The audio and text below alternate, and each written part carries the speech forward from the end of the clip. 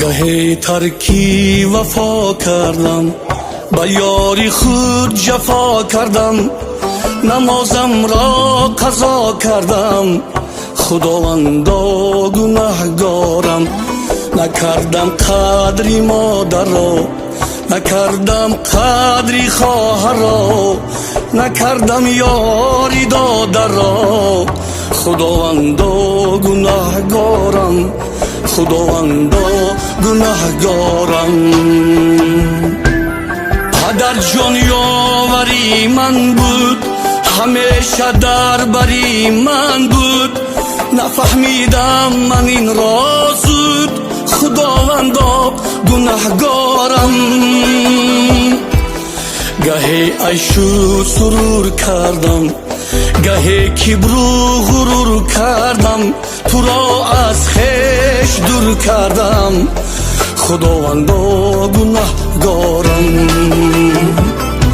دویدم از قفای نفس، بیماندم در بلای نفس، بیمردم از جفای نفس، خداوندا گناهگارم.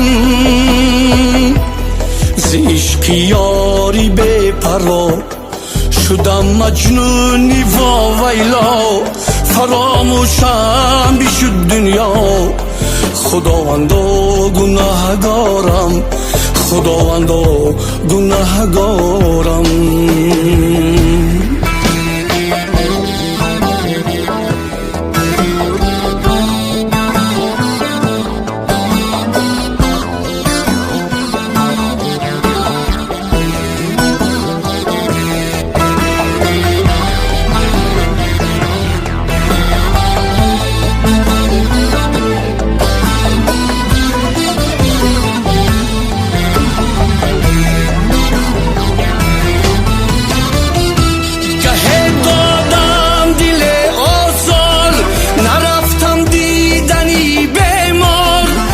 پرسیدم دلی افگار، خداوندا گناهگارم. گه از بنده رنجیدم، به حالی بنده خندیدم، ز قهری تو نترسیدم، خداوندا گناهگارم.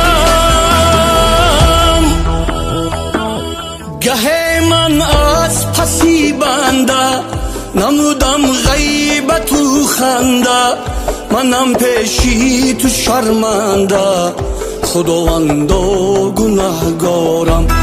ایا پروردگاری من، بخواهم لحظه ای مردن، از این عالم ایمان بردن، خداوندا گناهگارم، خداوندا گناهگارم.